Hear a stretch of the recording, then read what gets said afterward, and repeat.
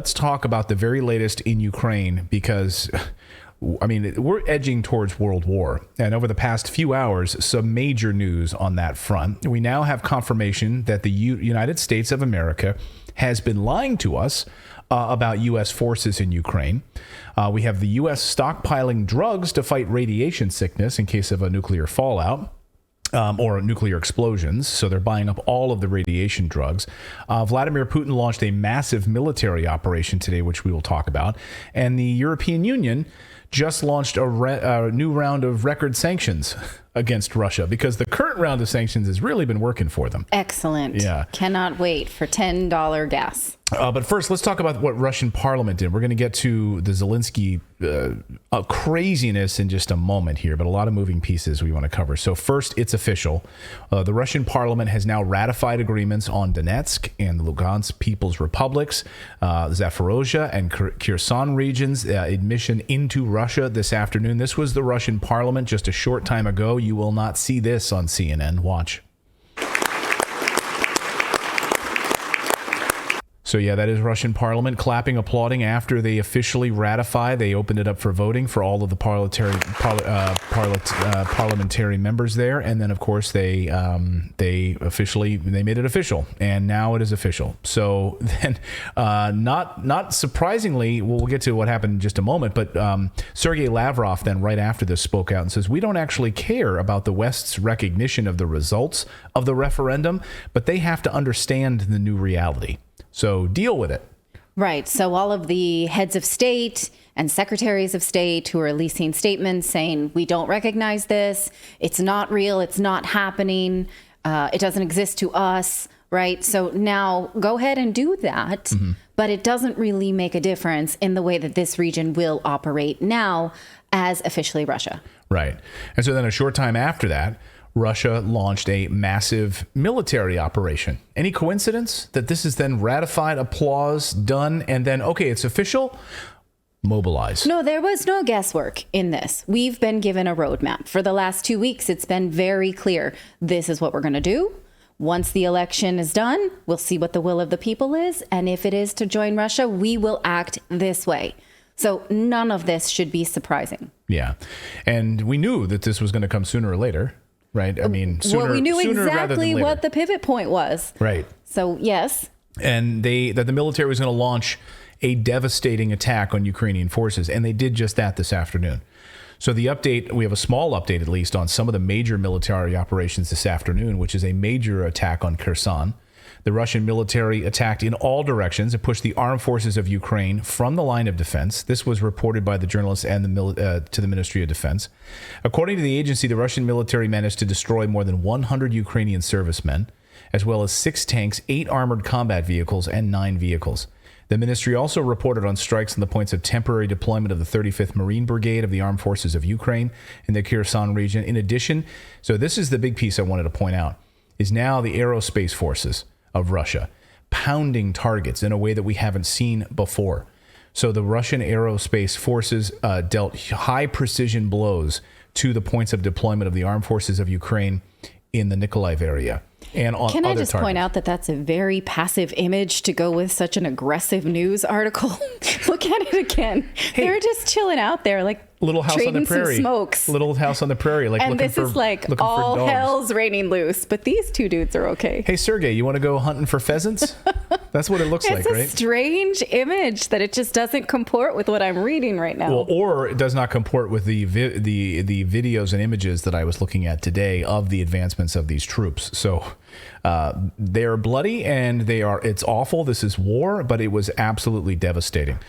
Also, Der Spiegel, which is up there on your screen, that's a German newspaper. Ukraine's forces are being devastated and these little offensive movements are being met with crushing defeats. That's why today, according to Der Spiegel, the German newspaper, the European Union is set to train 15,000 new Ukrainian soldiers.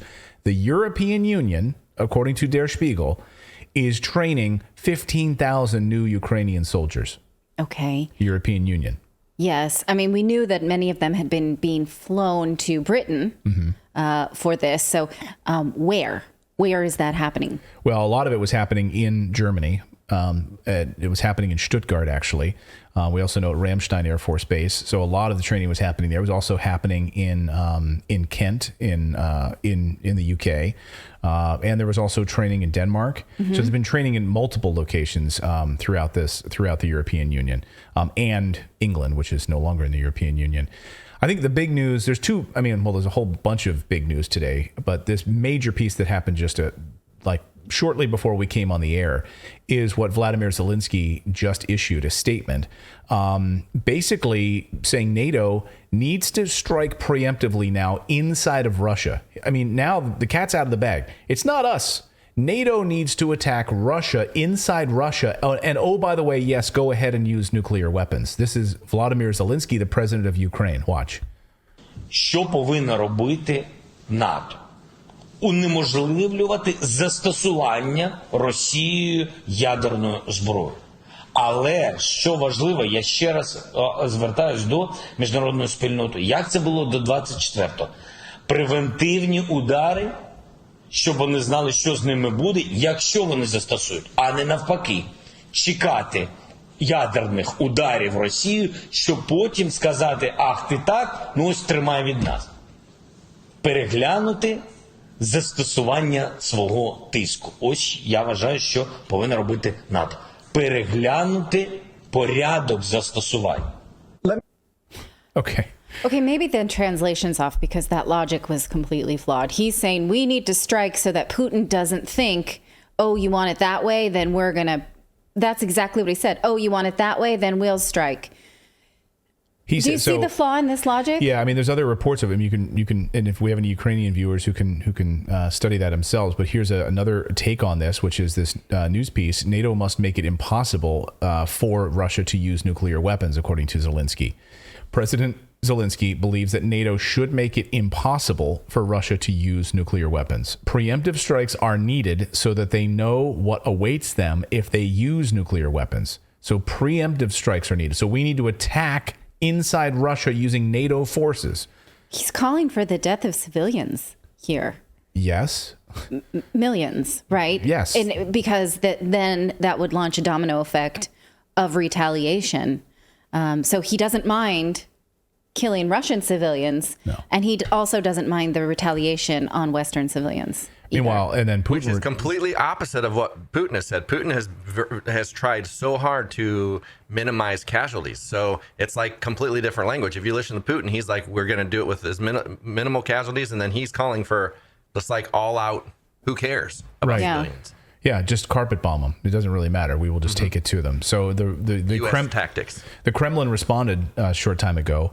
Vladimir Putin's spokesman slamming Ukrainian president, demanding for preventative strikes on Russia. The Kremlin has accused Ukrainian President Vladimir Zelensky of trying to spark a third world war after he demanded that NATO carry out preemptive strikes on Russia to deter the use of nuclear weapons. Zelensky stated that NATO must ensure Moscow does not use nukes against Kyiv forces. To do this, he called the U.S.-led military bloc and international community carried out preemptive strikes against Russia so that it knows what to expect. Meaning, like, I think they know. They know. Well, I mean, he didn't get his NATO application approved. That was denied. Looks like he had some priors. So he wasn't able to get in there. And then we also found out today that the United States is saying that we will not be sending nuclear weapons to Poland. So that's at least a positive sign from the American side. We're not going to send nukes to Poland. The Poland asked for them. We're not going to send them there. Instead, we'll just continue to build that massive military base in Poland. We're fine with that. We're not going to send nuclear weapons, though. And then with all of that, we have new EU sanctions this afternoon. So now the European Union approving new anti-Russian sanctions this afternoon because the first round has been going really well for them, right? Great. They can't turn the heat on. They're blowing up their pipeline. It's going to work out really well for them. The eighth package of restrictions includes a price cap related to the maritime transport of Russian oil for third countries.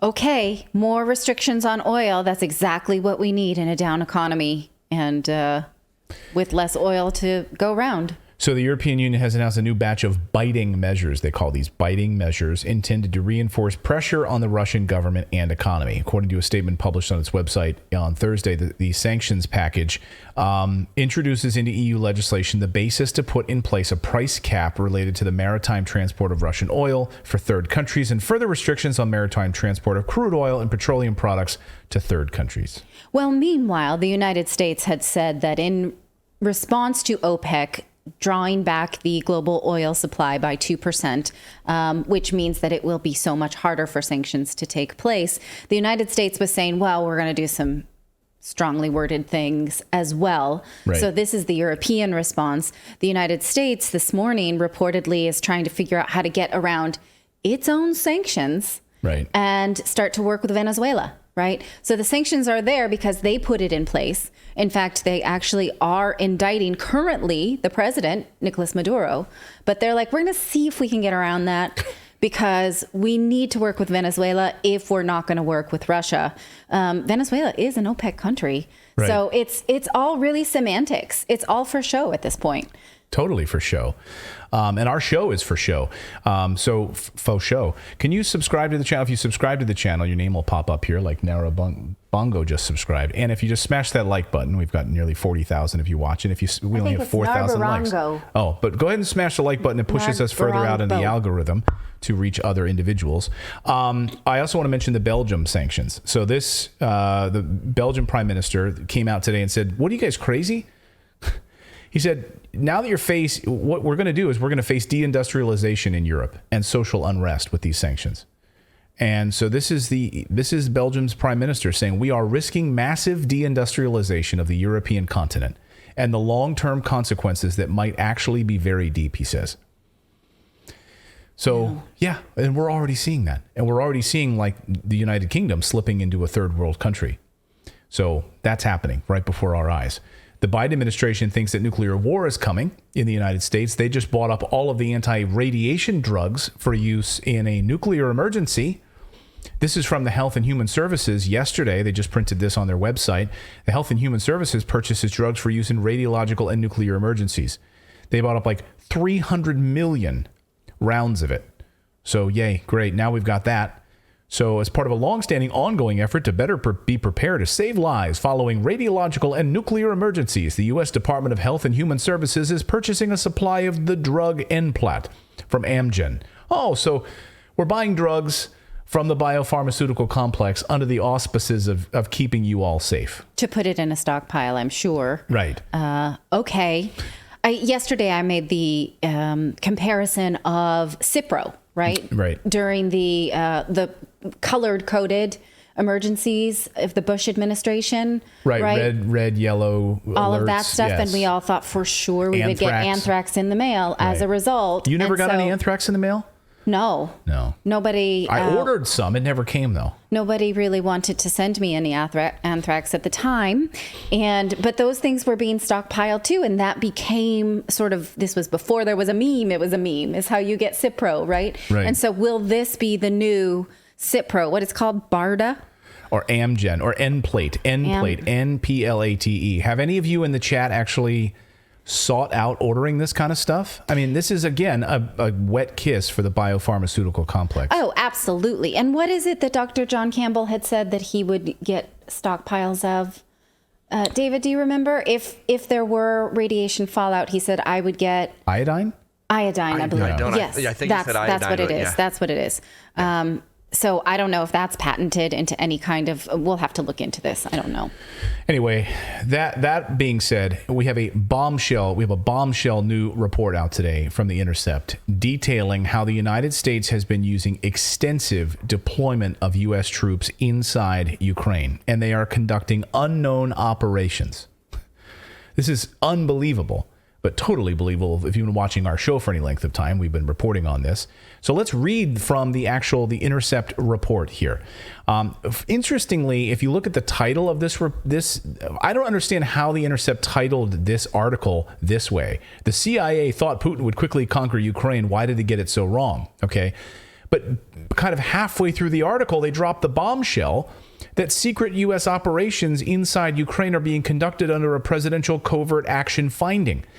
Yet, yes, clandestine American operations inside Ukraine are now far more extensive than they were early in the war, when U.S. intelligence officials were fearful that Russia would steamroll over the Ukrainian army. There is a much larger presence of both CIA and U.S. Special Operations personnel resources in Ukraine than were at that time of the Russian invasion in February, several current and former intelligence officials told The Intercept. It goes deeper than that. Secret U.S. operations inside Ukraine are being conducted under a presidential covert action finding, current and former officials said. Deeply troubling, deeply troubling.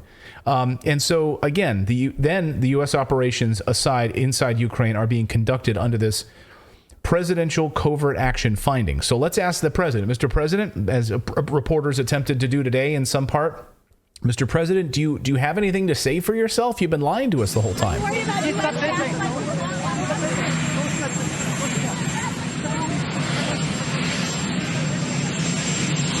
That was really strange.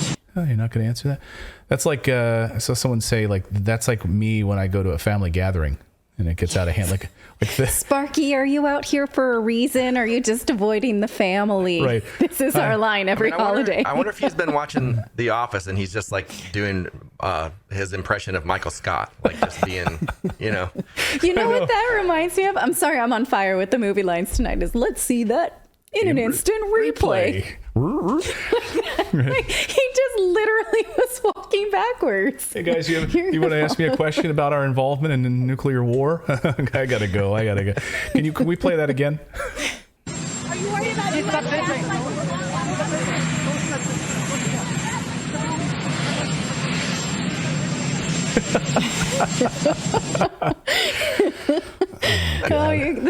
So that movie line, in case you didn't catch it, was from Ace Ventura. Yeah. So unbelievable. I would want to run out of there too when I'm asked tough questions like that. So what is a presidential covert action finding? This is the technicality that he's authorized the use of U.S. military forces in Ukraine. So what the hell is this? I'll tell you what it is. It's a way to not get congressional approval to go to war. Well, of course. Which we don't even do anymore. We don't even pretend.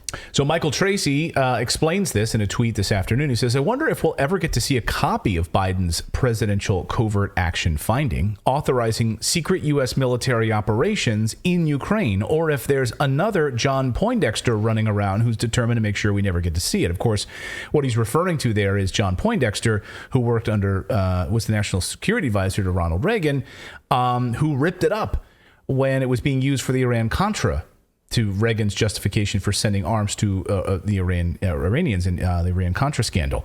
We invited excellent independent journalist Michael Tracy on the show to unpack this a little further. So, Michael, I was, I wish I would say I was surprised by this report, but I'm not at all. A sizable number of U.S. forces operating in Ukraine from the start of the war and probably previous to that. What was your response upon seeing this report? Well, since the moment the war started, I've seen speculation to this effect that there was just assumed to be a presence of American special forces or American personnel of some kind that were on the ground in Ukraine. Now, we did know that there had been a public deployment of actually the Florida National Guard in Ukraine prior to the war. That was a long-term deployment for, quote unquote, training purposes. And what was claimed in February is that that unit or units of the Florida National Guard that had been deployed to Ukraine for training had been withdrawn in anticipation of the Russian invasion, because the idea was the U.S. did not want its forces to be in direct combat with Russia. Certainly, Joe Biden repeatedly pledged really, that he would not deploy American forces to take part in direct combat against Russia, hence that withdrawal of the National Guard unit. But even aside from that, the internet was flush with speculation that, just kind of just assume in these sorts of situations that there would probably be some sort of covert or, stealth American military presence. Now, I had been looking for months to see if I could get any kind of hard verification of it, hard reporting of it. In April, there was a hard report in the Times, the newspaper in the UK, that a British special forces deployment was physically in Ukraine as of April. Right, and we've seen videos now, of that. If right. there's, well, I mean, I don't know. Sometimes it's hard to really be sure what's being depicted on a video. All I know is that for sure there was a report in April in the Times, which is, a very credible newspaper in London, that there was a special forces unit of the UK military in Ukraine physically, on the ground, boots on the ground, so to say. Now, what do you infer from that? Well, most of the time, the UK military does what it does in tandem with the U.S. military. It really operates as a subsidiary much of the time of the U.S. military. So you might expect that if there was this on-the-ground, boots-on-the-ground presence of the UK military, something might be happening likewise with the U.S., but there was no hard verification of that really as far as I could tell. You kind of just have to maybe surmise things or infer things. But then yesterday, for the first time that I'm aware of, The Intercept did report, and it's strange because they didn't actually emphasize this in the headline. Right. Which you'd think they would. They kind of buried it because they were emphasizing other aspects of the sort of intelligence that they had been made privy to on the, what the U.S. anticipated as to the efficacy of the Russian invasion. I would have personally probably emphasized this part, which is that there have been continuously since the onset of the war, a special forces deployment to inside physically to Ukraine. Now, they don't specify what those special forces have been doing. They don't say whether they've been engaged in combat or not. They don't say really anything at all about what they've been up to. But what would they be up to in a war zone? I don't know. You tell me. And so, yeah, I mean, I think it's confirmation of what a lot of people had reasonably suspected, but because of the just very conspicuous dearth of reliable reporting on this war since it began, there hasn't been a whole lot of interest in sussing out these sorts of details. Yeah. There's sort of like a moral prohibition in a way on genuinely adversarial reporting around U.S. policy in Ukraine because many people in the media, in the think tank world, in the political class and so forth, they're convinced in the unalterable moral sacrosanctity of this intervention, and so they think if there's some sort of an affront to take a critical or adversarial journalistic posture toward it. Now, I don't think that's healthy at all. I mean, it's ridiculous that it took 7-8 months for this information to come out in plain text when it was the case all along. Do you think that I mean, certainly seems intentional? Not the Intercept is not reputable, but you think it would have been more widespread knowledge at this point. It seemed like this was absolutely intentional. I mean, we've heard definitely reports from Western media, imperial Western media like CNN, et cetera, who reported on the blackouts, not being able to get to the front lines on the part of Ukraine, keeping reporters away from the Ukrainian side. Is it, in large part, do you believe they'd be up there? They'd be able to walk right up and see Americans there.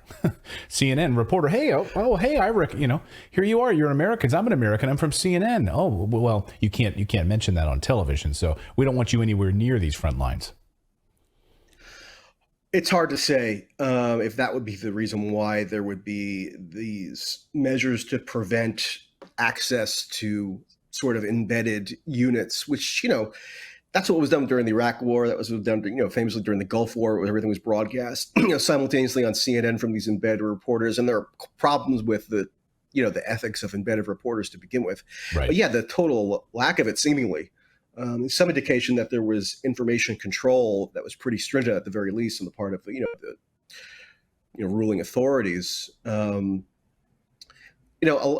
The first insight I really got into this that was vivid was a report from this journalist, Seth Harp, who did a big article for Harper's Magazine, I want to say in June or July, but he was there in March, April in Ukraine. And he said basically what the reporters were doing was sitting in the hotel room and going to briefings by the Ukraine Defense Ministry, and then that was being conveyed and repackaged into news articles. I mean, that's mostly what they're doing, not exclusively. I'm sure you could find counterexamples, but that was a large percentage of the supposed, on the ground, intrepid reporting that was being done. So it's not surprising that there would be massive blind spots. When I was on the Ukraine border in March in Poland, this is sort of a small facet of this in the grand scheme of things, but it just so happened that at a processing center for displaced Ukrainians, mostly women and children who had come over the border to Poland, I happened to just encounter an American man in military fatigues wandering around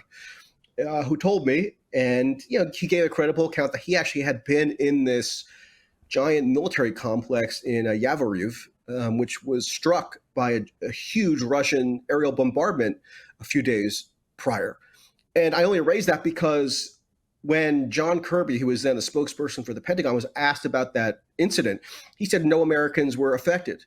And yet here's an American telling me personally that not only was he affected, he was in the bombing, he was injured by flying shattered glass, and he said that he was nearly killed. If he had just been positioned slightly differently on his head, he would have been basically impaled by the shards of glass and killed. Wow. And so that totally contradicts what Kirby said. So, I mean, that's the attitude you have to take toward a lot of this. So much is being obscured, whether deliberately or not, that it's really hard to draw any firm conclusions about much of anything until you get hard proof. Well, speaking of John Kirby, when we heard from former, if you're in the same, they probably hang out together, former CIA director, former four-star general David Petraeus, who's been on a media tour over the past week, clearly being pushed out there by the Biden-Obama lackeys, trying to drum up more support for this. He was interviewed in an exclusive interview. I believe this one was on ABC. I forget. He's done so many of these interviews recently, where he said, it seemed like unequivocally, no, U.S. boots are not on the ground. U.S. boots are not on the ground.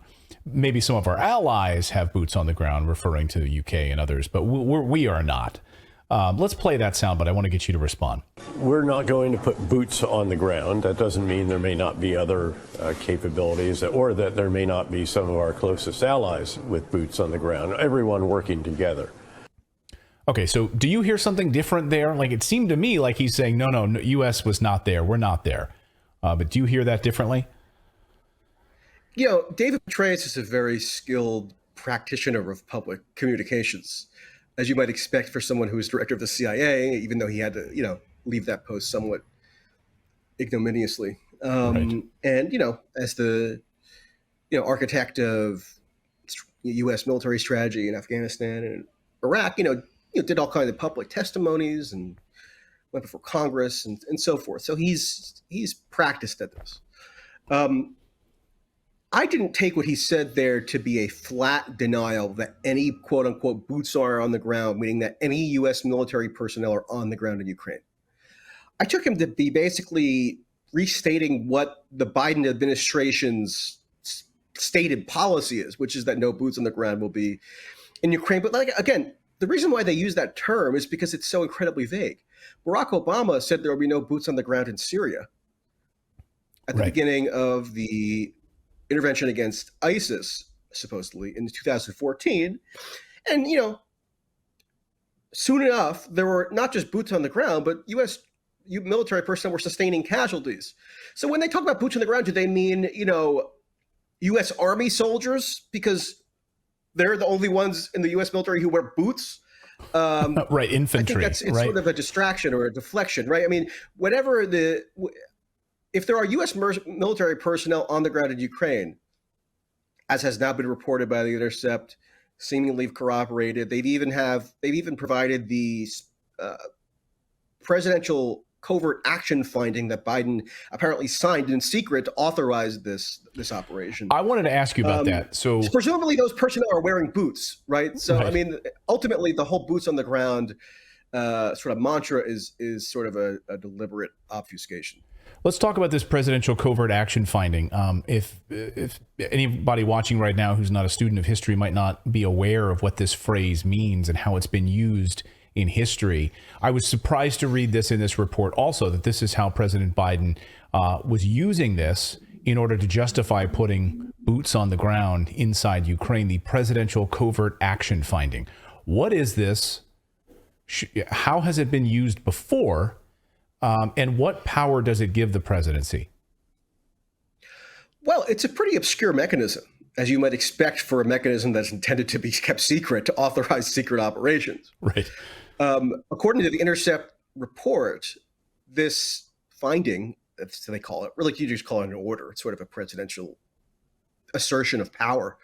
Originated during the Obama administration, the Obama-Biden administration, when apparently Obama signed some order to this effect to counter sort of Russian influence activities, which is a very vague term. It immediately struck me that that sounds like a term that would have been used to describe measures taken to counteract like so-called Russian interference, like online trolls or memes or the stuff associated with like the Russiagate narrative circa the 2016 election. But I'm not 100% sure on that. That's what I read when I see that. But, you know, we would need more information, or we would need like the exact text of the document, which is probably not going to be forthcoming for some time. But, you know, Biden apparently is now using that Obama era version of this decree or assertion of power to authorize active war operations with an on-the-ground military deployment in Ukraine. And now, you know, we, the public, have no ability to actually scrutinize the text of that document to see if it accords with what's actually happening on the ground, because we're not even being told what's happening on the ground. It's coming out in these bits and pieces and, you know, vague increments. And yeah, I mean, this is a very obscure order, again, for a reason. You know, that there's one of the most famous instances of an order like this being issued was by Ronald Reagan in December of 1985, when he issued one of these, you know, findings to authorize the, you know, what was then the technically illegal shipment of arms to Iran, you know, Right. as part of the what came to be later known as the Iran-Contra affair. And the document that Reagan signed authorizing this secretly was then later destroyed by his National Security Advisor, John Poindexter, who then got prosecuted criminally for that. Yeah, and So admitted it's to it, huge, to it's a destroy. huge deluge of secrecy that these orders fall under. And so it's unclear if we'll ever get to see what Biden actually signed off on. So do you think the mainstream media, I mean, the mainstream media has, of course, been holding a very close lens to what the U.S. has been doing in Ukraine. I say that facetiously, of course. Do you think there will be front page stories, CNN.com coverage in nightly newscasts, bombshell report, U.S. forces in Ukraine, or will this just get swept under the rug and ignored? Okay, so right now we're in a situation where just yesterday the New York Times reports that the U.S. intelligence agencies believe that the Ukraine government carried out an assassination car bomb attack just outside of Moscow in August on a prominent Russian, you know, philosopher's daughter. Right. That's what the U.S. intelligence services say they believe, according to the New York Times. On top of that, there is an emerging consensus among, you know, fairly reputable analysts, media outlets, even very hawkish media outlets, like, you know, the Dispatch. They're all putting out articles and proclamations saying that the risk that the U.S. the U.S. and the world now faces for nuclear destruction is as high as it's been since the Cuban Missile Crisis 60 years ago. So we have that. And on top of that, we now have the first confirmation that there are boots on the ground in Ukraine. And the U.S. is not just operationally coordinating and subsidizing the war effort against the world's largest nuclear armed power. They're engaging in physical execution of it in the war zone itself, which had never been, at least to my knowledge, acknowledged so openly until this article came out yesterday. So that's a hugely combustible combination of events that you'd think would merit some, you know, front page, so to say, Right. coverage or commentary. And, you know, I tend to think that instead we'll get a whole lot of, you know, never-ending recriminations about January 6th instead. That's the more pressing issue for much of the media. Yeah, it's really stunning, of course, the media silence on all of this.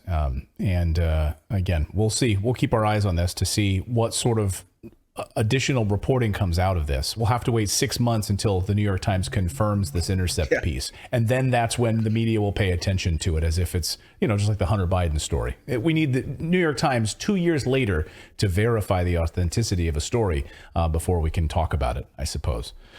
Well, remember, I mean, even just earlier this year, when, you know, suddenly this major Russian warship gets sunk, right? And everybody's saying, rah, rah, look at the ingenuity of the Ukrainians. They're doing such an amazing job. We underestimated their tenacity. It's such a wonderful, inspiring story of, what a military force can do under the, most dire of conditions. And then, the New York Times then eventually afterwards lets us all know that, oh, by the way, it was actually operationally coordinated by the U.S., the sinking of this Russian flagship. Right. So yeah, I mean that's the pattern. We don't get told anything of significance usually in real time, and we all just have to kind of read tea leaves until the New York Times can be bothered to tell us about the secrets whispered to them that are probably incomplete themselves from different intelligence communities, we've been sources. Right. And I mean, we've been saying on our show for months, and according to our sources, NATO is actively involved in this war, absolutely actively involved in this war. NATO is at war with Russia. We are at war with Russia. And I just don't think people really are aware of how consequential that is. Yeah, I mean, I was, when the war started, I went to the border in Poland, and I went to physically the new military installation that the U.S. had constructed in Yeshiv at this airport facility where they were. This was the U.S. This is from where the U.S. was organizing the deployment of huge amounts of armament into a war zone, and it was all shut off from any kind of media scrutiny. And you can't, to this day, to my knowledge, you can't, no journalist has actually examined any of this new military infrastructure that's been constructed. Now, I tried to, catch glimpses of stuff here and there, or see trucks going in and out, or, things being handed off. But it's a massive operation. I mean, and in fact, the U.S., they just announced this at the NATO conference in June, which I also went to in Madrid, that the U.S. is going to be making a base permanent in Poland now. Right. And so the idea that this is that was the end of it, or like where our knowledge of what is involved in this massive scale military operation was complete was also always just preposterous. And yet, that's not how the situation tends to be portrayed in the media. The media have this sort of like euphoric, joy around supporting Ukraine or screaming Slava Ukraini or whatever. And that's basically the extent of their, dispassionate analysis of the situation.